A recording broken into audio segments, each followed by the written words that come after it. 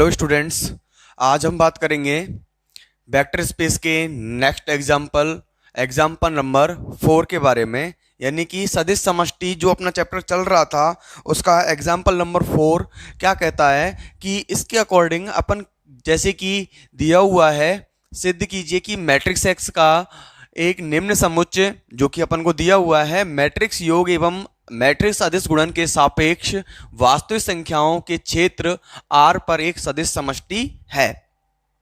तो इसके लिए अपन करें क्या कि सबसे पहली चीज, जैसे कि अपन ने पिछली वीडियोस में अपन ने सीखा है कि वेक्टर स्पेस किस तरीके से अपन प्रूव कर सकते हैं करते हैं। तो अपन पहला पॉइंट जो होता है क्रम विनिमय समूह प्रूव करना, और दूसरा जो पॉइंट होता है अदिश गुणन के लिए अदिश गुणन सदिश योग के अदिश गुणन के लिए क्या होना चाहिए, बंटन, और अदिश योग के सदिश गुणन के लिए क्या होना चाहिए, बंटन, और डॉट के लिए बंटन, और अपने पास में तत्समक जो अवयव है एक जो कि क्षेत्र का एलिमेंट होगा उसके लिए क्या होना चाहिए कि 1 dot alpha is equal to alpha, यानी कि तत्समक अवयव के साथ में मल्टीप्लाई करने पर अपने पास में वही एलिमेंट आना चाहिए। यानी कि अगर डॉट के लिए 1 एलिमेंट इसका तत्समक है किसी क्षेत्र का, तो अपने पास में ये वाला जो तत्समक होगा गुणन तत्समक किसके लिए भी होना चाहिए, v के किसी एलिमेंट के लिए भी होना चाहिए। ठीक है,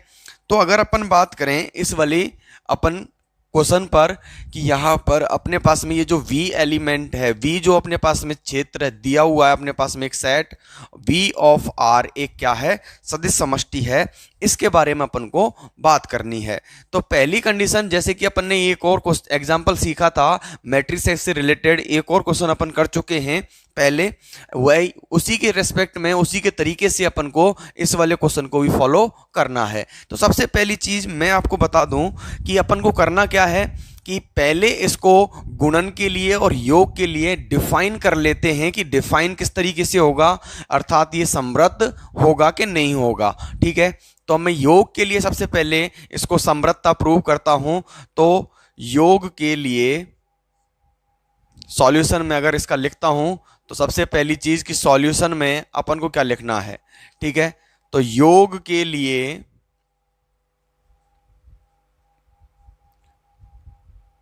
समृद्धता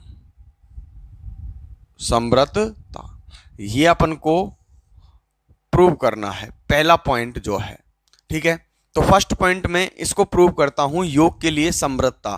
तो योग के लिए समृद्धता किस तरीके से निकाली जाएगी वो अपन देखें कि यहां पर एक एलिमेंट मैंने ले लिया कि अल्फा जो है वो है A1 0 0 B1। ठीक है, अल्फा के बाद में मैंने एक अन्य एलिमेंट बीटा ले लिया। तो बीटा जो एलिमेंट है वो अपने पास में है A2 0 0 B2, ये वाले एलिमेंट के अकॉर्डिंग। और ये जो सारे एलिमेंट हैं for all A1 A2 B1 B2, ये सभी एलिमेंट किसके एलिमेंट हैं, R के एलिमेंट हैं जो कि अपन को दिया हुआ है उसी के अकॉर्डिंग। तो अपन यहां पर अल्फा प्लस बीटा मैं इसमें डिफाइन करने की कोशिश करता हूं। तो अल्फा प्लस बीटा क्या होगा कि A1 0 0 B1 plus A2 0 0 B2, ये दोनों की दोनों अपने पास में मैट्रिक्स हैं, और मैट्रिक्स को किस तरीके से ऐड किया जाता है ये अपन अच्छी तरीके से जानते हैं। A1 प्लस A2 ये 0 ये 0, ये हो गया B1 प्लस B2। ठीक है, तो इस तरीके से अपन इसको ऐड कर दिया।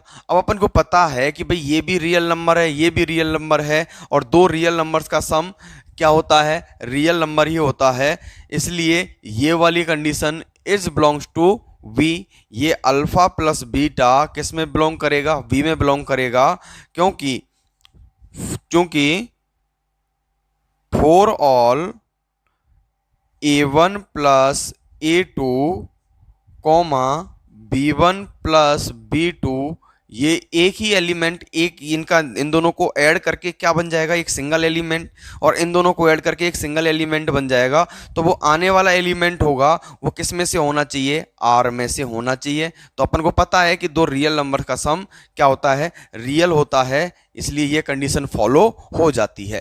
ठीक है स्टूडेंट्स, अब अपन बात करते हैं नेक्स्ट वाले पर, यानी कि अदिश गुणन के लिए समृद्धता। अदिश गुणन, तो अदिश गुणन के लिए अपन क्या करेंगे, तो ये वाली कंडीशन को फॉलो करते हैं। तो देखें यहां पर अपन नीचे लिख भी देंगे, अतः सदिश योग के लिए, सदिश योग के लिए क्या है, समृद्ध है। अब अपन को अदिश गुणन के लिए भी इसको समृद्ध प्रूव करना है। ए डॉट अल्फा, एक मैंने एलिमेंट ले लिया ए, जो कि किस में है, ए एलिमेंट, और ये अल्फा। तो ए एलिमेंट कहां से है, आर से। ठीक है, तो मैंने ले लिया A1 0 0 B1। ठीक है, अल्फा की वैल्यू लिख दी। ठीक है, और मल्टीप्लाई में कौन है, ए। अब मैं ए का अंदर मल्टीप्लाई करता हूं तो अपने पास में क्या आएगा, ए डॉट A1 0 0 ए डॉट B1। ठीक है, और यहां पर अपन लिखेंगे कि A is belongs to R, comma A1 comma B1 is belongs to R. ये सारे के सारे एलिमेंट किस में हैं, आर में हैं। तो ये वाला एलिमेंट मैं कहूं कि ये वाला एलिमेंट ए डॉट A1, ए डॉट A1 क्या किस में होगा, आर में होगा। क्या, क्यों होगा, क्योंकि अपने पास में अपन को पता है कि दो वास्तविक संख्याएं जो हैं उन दोनों का योग गुणा क्या होगा, यानी कि इन दोनों का मल्टीपल भी क्या होगा, एक वास्तविक संख्या ही होता है। तो इसलिए अपन यहां पर लिख देंगे फॉर ऑल, और ये चूंकि।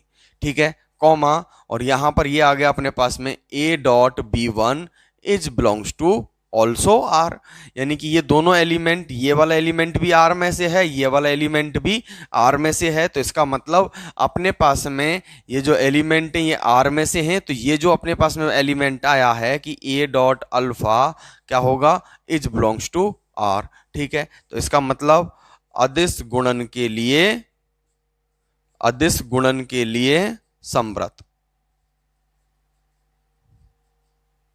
क्या हो जाएगा, समृद्ध हो जाएगा। ठीक है स्टूडेंट्स, तो इस वाली कंडीशन को आप एक बार लिख लीजिए। तो आगे अगर अपन बात करें इस वाले क्वेश्चन पर, तो अपने पास में जहां तक अपन ने प्रूव कर लिया था कि ये समृद्ध है, और गुणन के लिए भी, योग के लिए भी समृद्ध है, और अदिश गुणन के लिए भी समृद्ध है। तो अब अपन बात करें इसके आवेली ग्रुप होने के लिए, तो आवेली ग्रुप होने के लिए क्या कंडीशन रहती है अपने पास में आवेली ग्रुप की। तो पहले पॉइंट यानी कि आवेलियन ग्रुप के लिए, यानी कि ये समृद्ध तो हो ही गया है। अब अपन आवेली ग्रुप के लिए अपन को इसकी पहली प्रॉपर्टी जो है उसके बारे में बात कर रहे हैं। पहली प्रॉपर्टी यानी कि ए से मैं इसको नोट कर देता हूं। ठीक है, तो ए के लिए अपने पास में समृद्ध हो ही गया है, यानी कि योग के लिए समृद्ध है। योग के लिए क्या है, समृद्ध है। तो ये चीज तो अपने पास में हो ही गई। बी पॉइंट पे अगर अपन बात करें तो बी पॉइंट क्या कह रहा है कि सबसे पहली चीज इसमें एसोसिएटिविटी अपन इसकी चेक करते हैं। तो साहचर्यता, साहचर्यता, तो साहचर्यता अगर अपन मैं इसमें चेक करूं मैं इसकी, तो मेरे पास में तीन एलिमेंट में ले लेता हूं कि alpha comma alpha is equal to A1 0 0 B1। ठीक है, बीटा मैंने ले लिया A2 0 0 B2। ठीक है, और गामा मैंने ले लिया A2 A3 ले लो, A3 0 0 B3। यहां पर अगर मैं कहूं कि फॉर ऑल, यहां पर इसके लिए और इसके लिए, तो A1 comma B1 is belongs to R, A2 comma B2 is belongs to R, A3 comma B3 is belongs to R. ठीक है स्टूडेंट्स, तो अपन इन सारी ये वाले अपने पास में एलिमेंट अपन ने मानने हैं। इनके बाद में अपन को प्रूव करना है कि alpha plus beta plus gamma, यानी कि alpha plus beta plus gamma, तो ये अपन को निकालना है। तो मैं इस वाली कंडीशन को फॉलो करके अगर मैं इस पे अल्फा प्लस बीटा को लिख लेता हूं, तो मैंने लिखा कि A1 0 0 B1 plus A2 0 0 B2। तो ये वाली कंडीशन अपन ने फॉलो कर ली, और यहां पर आ जाएगा A3 0 0 B3। ठीक है, अब अपन इन दोनों को ऐड करते हैं। तो यहां से जैसे ही मैंने इनको ऐड किया तो मेरे पास में आ जाएगा कि A1 plus A2 0 0 B1 plus B2। ठीक है, इसके बाद में नेक्स्ट जो पॉइंट अपने पास में दे रखा है वो है गामा के लिए। तो गामा में लिख लेता हूं 83 0 0 B3। ठीक है, अब इसको वापस से ऐड करते हैं तो मेरे पास में आ जाएगा A1 A2 plus A3 0 0 B1 plus B2 plus B3। और योग के लिए समृद्ध तो ये पहले से ही था तो अपन ने लिख लिया। ठीक है, अब यहां पर alpha plus beta plus gamma. ठीक है, तो अपने पास में ये वाला जो अपने पास में एलिमेंट है, सॉरी ब्रैकेट है, वो अब की बार किसके लिए लग जाएगा, इस वाले पॉइंट के लिए लग जाएगा। तो अपने पास में क्या बना कि A1 0 0 B1 plus A2 0 0 B2, इसके बाद में A3 0 0 B3। ठीक है स्टूडेंट्स, तो अब अपन आगे इसको जब सॉल्व करेंगे तो अपने पास में आ जाएगा A1 0 0 B1 प्लस, जब अपन इसको सॉल्व करेंगे तो ये मैट्रिक्स बन के आ जाएगी अपने पास में A2 plus A3 0 0 B2 plus B3। ठीक है, तो अब इसको अपन ऐड करते हैं तो अपने पास में आ गया A1 प्लस A2 प्लस, और ये A3 है, सॉरी स्टूडेंट्स, तो ये A3 और ये 0 ये 0 ये 0 हो गया, ये 1 हो गया अपने पास में B2 एंड B3। ठीक है, तो देखें क्या दोनों बराबर आ रहे हैं क्या। अगर अपने पास में दोनों बराबर आ गए तो क्या हो गया कि alpha plus beta plus gamma is equal to हो गया है कि alpha plus beta plus gamma.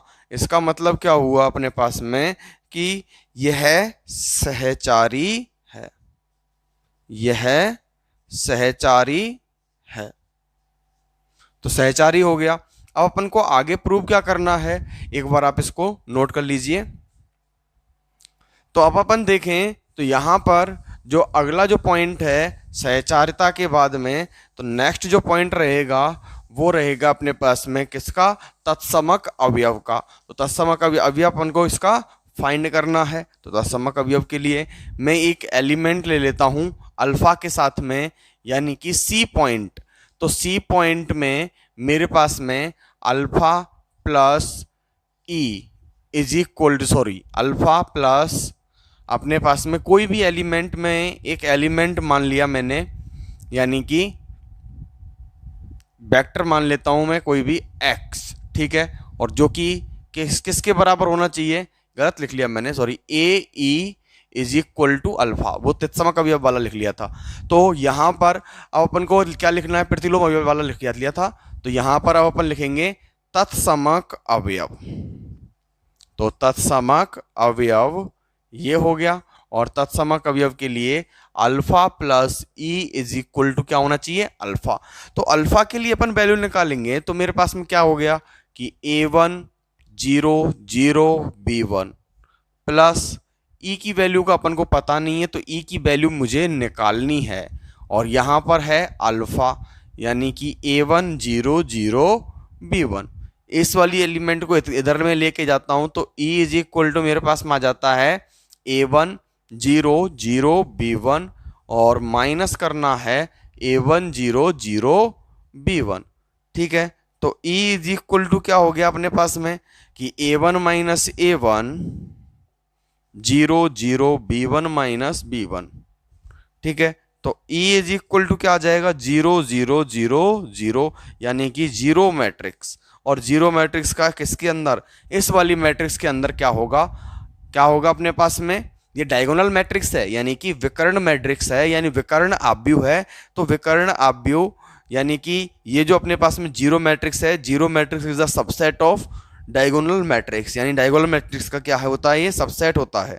यानी कि अपने कहें कि ई जो है, ई मैट्रिक्स क्या इसकी, इस वाले की अपने पास में क्या होगी, यानी कि इसके अंदर बिलोंग करेगा कि नहीं करेगा, बिल्कुल बिलोंग करेगा, क्योंकि 0 0 किसका एलिमेंट है, आर का एलिमेंट तो है ही।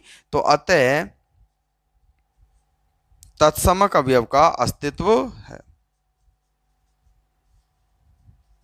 तत्समक अवयव का अस्तित्व है। तो तत्समक अवयव का अस्तित्व हो गया। इसके बाद में अपन को क्या प्रूव करना है, तत्समक अवयव के बाद में प्रतिलोम अवयव। तो ई पॉइंट में प्रतिलोम अगर अपन प्रूव करें, तो प्रतिलोम अवयव अपन ज्ञात करें, तो प्रतिलोम अवयव कैसे निकालेंगे, तो अपने पास में alpha plus alpha inverse is equal to क्या होना चाहिए, ई सेट, ई एलिमेंट। तो अल्फा जो है वो है A1 0 0 B1 plus alpha inverse, तो अल्फा इनवर्स की वैल्यू निकालनी है, तो ई है अपने पास में 0 0 0 0। तो इस वाले को मैं इधर लेके जाता हूं, तो alpha inverse is equal to 0 0 0 0 minus A1 0 0 B1। ठीक है, तो alpha inverse is equal to क्या आ गया, ये एलिमेंट को तो मैं हटा भी देता हूं, क्योंकि मैट्रिक्स में अगर जीरो मैट्रिक्स किसी मैट्रिक्स में ऐड की जाती है तो वही मैट्रिक्स अपने पास में आ जाती है। तो ये वाली मैट्रिक्स अपने पास में यहाँ पर हो गई। और जैसे ही मैं माइनस का अंदर मल्टीप्लाई करता हूँ तो मुझे पता है minus A1 is also belongs to R, यानी कि alpha inverse is belongs to R, sorry V, alpha inverse is belongs to B। अगर अपन को A1 और B1 के लिए लिखना होता तो क्या लिखते, A1 B1 is belongs to R। ठीक है स्टूडेंट्स, अब अपन बात करें क्रम विनिमेयता की। तो ये D पॉइंट था, अब आता है अपने पास में E पॉइंट, क्रम विनिमेयता। तो क्रम विनिमेयता, इसके लिए अपने को क्या निकालना है, एक तो निकालना है अल्फा प्लस बीटा। तो अल्फा प्लस बीटा यानी कि A1 plus sorry A1 0 0 B1। ठीक है, और ये प्लस करना है A1 A2 plus sorry A2 comma 0 और ये 0 और ये B2। जब इनको ऐड करेंगे तो अपने पास में आ जाएगा A1 plus A2 0 0 B1 plus B2। ठीक है, इसके बाद में नेक्स्ट में बात कर रहा हूं अल्फा प्लस बीटा की जगह पर बीटा प्लस अल्फा की। तो बीटा प्लस अल्फा की जब अपन बात करेंगे तो A2 0 0 B2 माइनस A1, ये दिख नहीं रहा होगा, प्लस करना है, नीचे कर देता हूं A1 0 0 A2। जैसे ही मैं इसको ऐड करता हूं किसको, बीटा प्लस अल्फा को, तो मेरे पास में आ जाता है A2 plus A1 0 0 A2, sorry ये A1 है, A1 प्लस, अरे गलत लिख लिया, ये A2 है और ये A1 है और ये यहाँ पर B1 था। तो ये हो गया अपने पास में B2 प्लस B1, इस वाले एलिमेंट की वैल्यू। तो यहां पर ये वाला पार्ट किसका है, रियल नंबर का है, यानी कि ये और ये दोनों मैट्रिक्स दोनों इक्वल होंगी। क्यों होंगी, क्योंकि अपने को पता है कि वास्तविक संख्याएं एक दूसरे की क्रम विनिमय होती हैं। ठीक है, तो क्रम विनिमय होती हैं, तो इसका मतलब मैं लिख देता हूं अतः V प्लस के रेस्पेक्ट में एक आवेली समूह है, आवेली समूह है। ठीक है, लिखें आप।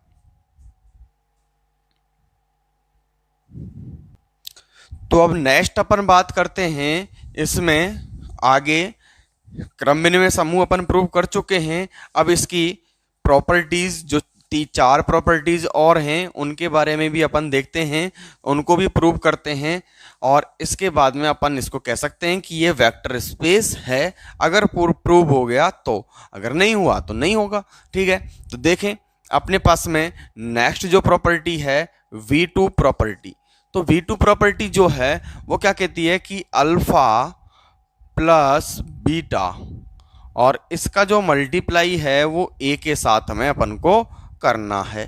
तो आने वाला जो एलिमेंट होगा वो क्या होगा, ए अल्फा, ए डॉट अल्फा और ए डॉट बीटा, यानी कि सदिश योग के अदिश गुणन के लिए क्या होना चाहिए, बंटन को फॉलो करना चाहिए। ठीक है, तो यहां से मैं इस वाली वैल्यू को लेके चलता हूं, तो ए की जगह पे मैंने ले लिया ए, एंड अल्फा की जगह पे मैं ले रहा हूं मैट्रिक्स, तो मैट्रिक्स लेंगे, तो मैट्रिक्स मैंने ले ली A1 0 0 B1। ठीक है, प्लस यहां से ये मैट्रिक्स ली है, तो यहां पर अपन इस वाले को इस तरीके से लिख लेते हैं। ठीक है, और ये लिख लिया मैंने A2 0 0 B2। ठीक है, अब यहां से आगे जब अपन इसको सॉल्व करेंगे तो मेरे पास में इन दोनों को ऐड करते हैं अपन, तो यहां पर जब अपन इसको ऐड करेंगे तो ये आ जाएगा A1 प्लस A2, और ये हो गया अपने पास में 0। तो एक बार मैं लिख लेता हूं कि A1 plus A2 0 0 B1 plus B2। अब इसका मैं अंदर मल्टीप्लाई कर देता हूं, तो मेरे पास में क्या आ जाएगा कि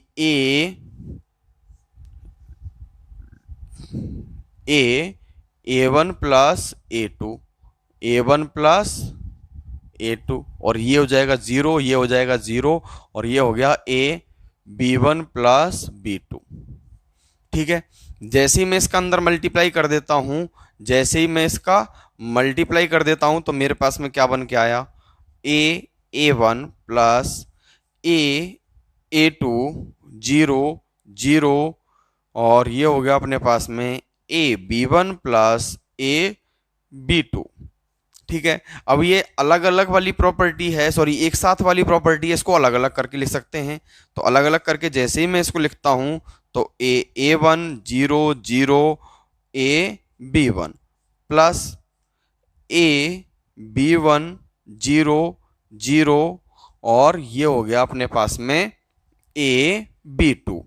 ठीक है, अब इसमें से मैं ए कॉमन ले सकता हूं, इसमें से भी ले सकता हूं, तो मेरे पास में क्या बन के आएगा, देखें कि इज इक्वल टू में जो चल रहा है अपने को चलने दो, क्या चल रहा था कि A dot alpha plus beta is equal to, तो यहां से जैसे ही मैं ए कॉमन लेता हूं तो मेरे पास में बन गया A1 0 0 B1, और जैसे ही मैं इधर से ए कॉमन लेता हूं तो मेरे पास में बन गया A2 0 0 B2।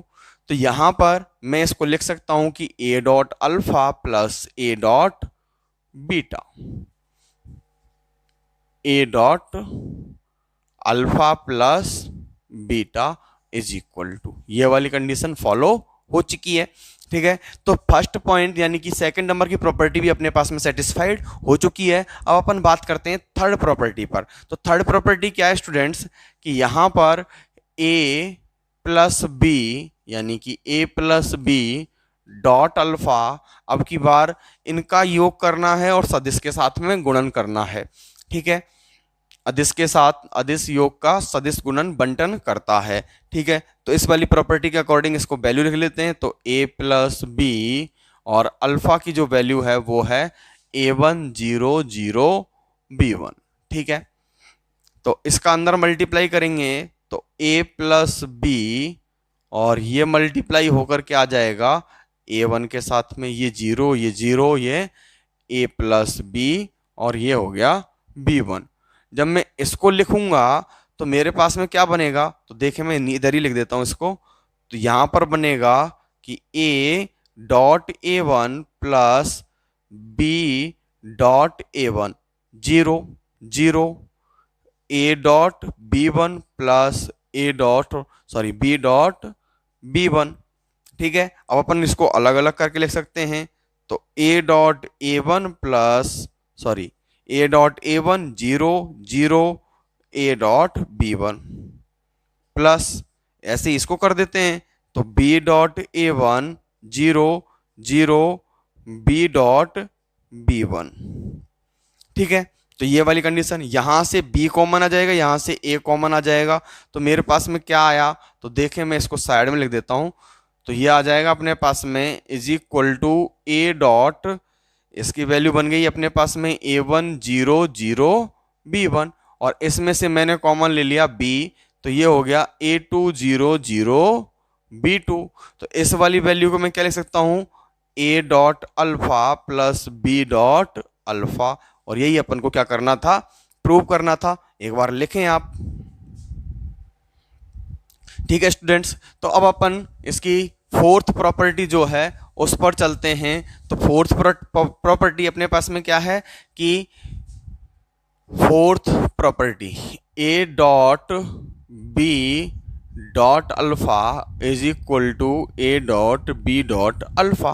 तो इसको फॉलो करना है, तो इसको जब अपन फॉलो करेंगे तो a dot b dot alpha, तो a dot b dot alpha is equal to क्या हो जाएगा कि a डॉट b और अल्फा जो है a1 0 0 b1, मल्टीप्लाई करो तो क्या आ जाएगा a dot b dot a1, ठीक है 0 0 a dot b dot b1, और अपन को पता है कि ये समृद्ध तो है गुणन के लिए, क्योंकि r क्या है, क्षेत्र है, और ये सारे के सारे एलिमेंट तीनों ये किसके हैं, ऊपर वाले तीनों नीचे वाले तीनों ये किसके एलिमेंट हैं, r के एलिमेंट। तो r में समृद्ध तो ये होगा ही होगा, तो समृद्ध है तो इसका मतलब सॉरी क्या होगा, सहचारी तो होगा ही, और सहचारी है तो a dot b dot a1 0 0 a dot यानी कि b dot b1।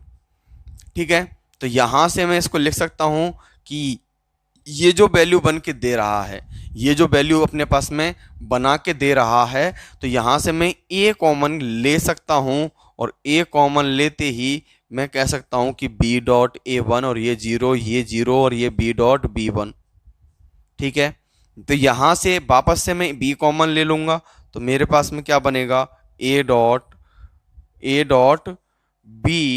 b common ले लिया, और b डॉट a1 0 0 और ये b1। ठीक है, और जैसे ही मैं इसको सॉल्व करके यहां पर इसको क्या लिख लेता हूं अल्फा, तो मेरे पास में क्या कंडीशन बन के आती है कि a dot b dot alpha की। ठीक है, तो ये फोर्थ प्रॉपर्टी भी अपने पास में सेटिस्फाइड हो रही है। अब अपन बात करते हैं फिफ्थ नंबर की प्रॉपर्टी, और जैसे ही ये प्रूव हुआ और अपने पास में अपन कह देंगे कि ये क्या है, एक सदिश समष्टि है। ठीक है स्टूडेंट्स, तो जैसे ही अपन इसके पास में ये सॉल्व हो जाएगा तो अपन कह देंगे सदिश समष्टि है। तो अपन बात करते हैं इस वाले पर, तो सदिश समष्टि की 5 नंबर की प्रॉपर्टी। तो फिफ्थ जो प्रॉपर्टी है वो है 1 dot alpha is equal to alpha. तो 1 डॉट अल्फा की वैल्यू क्या है, a1 0 0 b1, 1 के साथ में मल्टीप्लाई करेंगे तो इज इक्वल टू क्या हो जाएगा a1 0 0 b1। तो 1 डॉट लगा दूं मैं एक बार, जिससे कि अपन को ये समझ में आ जाएगा। तो 1 डॉट लगाते ही अपने पास में ये वाली प्रॉपर्टी, ये वाली वैल्यू बन जाती, और 1 का किसी रियल नंबर के साथ में मल्टीप्लाई करें तो क्या आ जाएगा, वही रियल नंबर अपने पास में आ जाता है। तो इसका मतलब ये किसके इक्वल है, अल्फा के, यानी कि 1 dot alpha is equal to alpha, ये भी अपने पास में सेटिस्फाइड हुआ। अतः आप कह सकते हैं कि B ऑफ R एक क्या है, सदिश समष्टि है। ठीक है स्टूडेंट्स, अब आप एक बार इसको लिखिए, सदिश समष्टि। ठीक है, तो यहां से हम आगे चलेंगे नेक्स्ट वीडियो में वेक्टर सब स्पेस यानी कि सदिश उप समष्टि के बारे में। ठीक है, तो नेक्स्ट वीडियो में बात करेंगे उसके बारे में, उसकी प्रॉपर्टीज, उसकी थ्योरम, इन सारी चीज़ों के ऊपर बात करेंगे। तो तब तक के लिए आप ये वाली जो एक्सरसाइज है, एक्सरसाइज क्वेश्चनों को सॉल्व कीजिए। एक एग्जाम्पल मैंने इसमें भी छोड़ दिया है थर्ड नंबर का, जिसको आप आसानी से प्रूव करके देख सकते हैं कि कौन कौन सी वेक्टर स्पेस होगी, कौन कौन सी नहीं होगी। वो सिंपल ही था, इस वजह से मैंने उसको छोड़ दिया है। ठीक है, तो अब आप ये जो एक्सरसाइज है, एक्सरसाइज 1, इसके क्वेश्चनों को आप सॉल्व करने की कोशिश कीजिए, जिससे कि आपको थोड़ा सा समझ में भी आएगा कि वेक्टर स्पेस है क्या। ठीक है स्टूडेंट्स, थैंक यू।